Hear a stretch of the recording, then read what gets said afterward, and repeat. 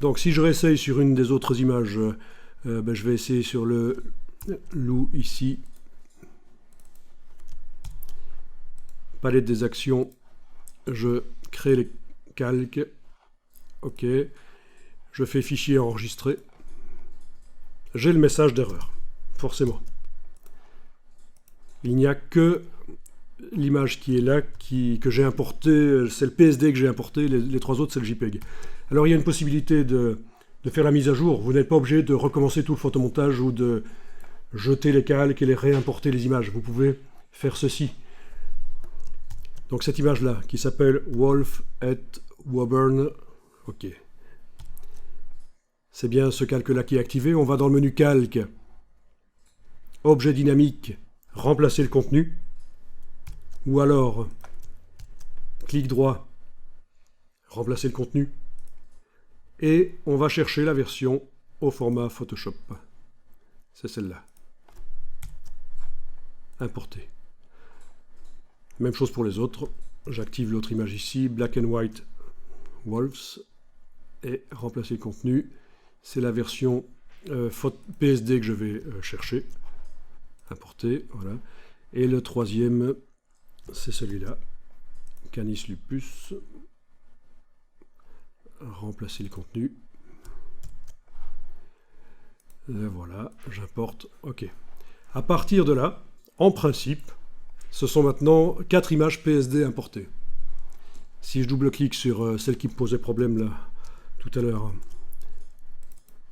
voilà, je vais chercher la palette action, j'ajoute des calques. Bien, je fais fichier enregistré. OK. Je ferme l'onglet. Ça a marché. D'accord? Donc, vraiment une subtilité de Photoshop importante. Puisque à un certain moment, parce que c'est ça un secret aussi pour faire des photomontages complexes. Quand vous voyez des photomontages complexes, il faut savoir que ça, pour se faciliter les choses, ça peut être une importation de plusieurs petits photomontages. Par exemple, vous faites une scène de guerre dans Photoshop. Vous avez des bâtiments en ruine, des chars, plein de trucs. Vous pouvez très bien faire une image avec le char, une image avec un bâtiment en ruine, une image avec un autre bâtiment en ruine, et puis vous importez tout ça dans une image vierge où vous faites une composition.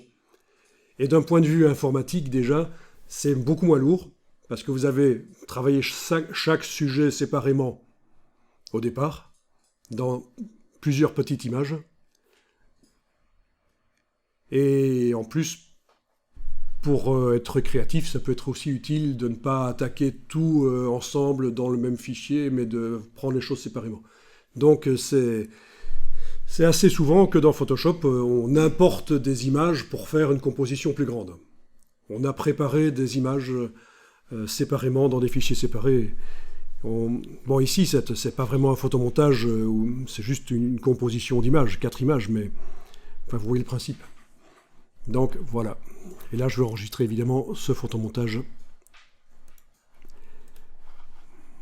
Voilà. Et toute image, là, je vais pouvoir évidemment double-cliquer sur l'objet dynamique et aller créer des calques, n'importe quoi, ceux-là avec le script ou pas, c'est d'autres. Éventuellement, fichier enregistré.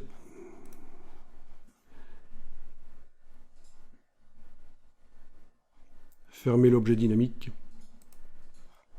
Voilà. Donc ça fonctionne.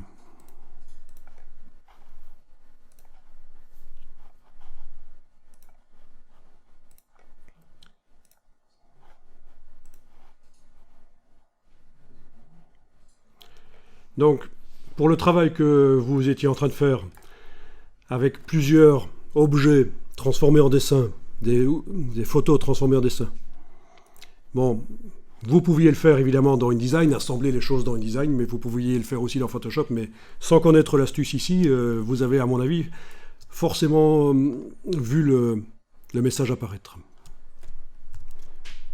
J'aime bien celui-là, ça fait assez moyenâgeux, je trouve. Parfois, ça donne bien, directement.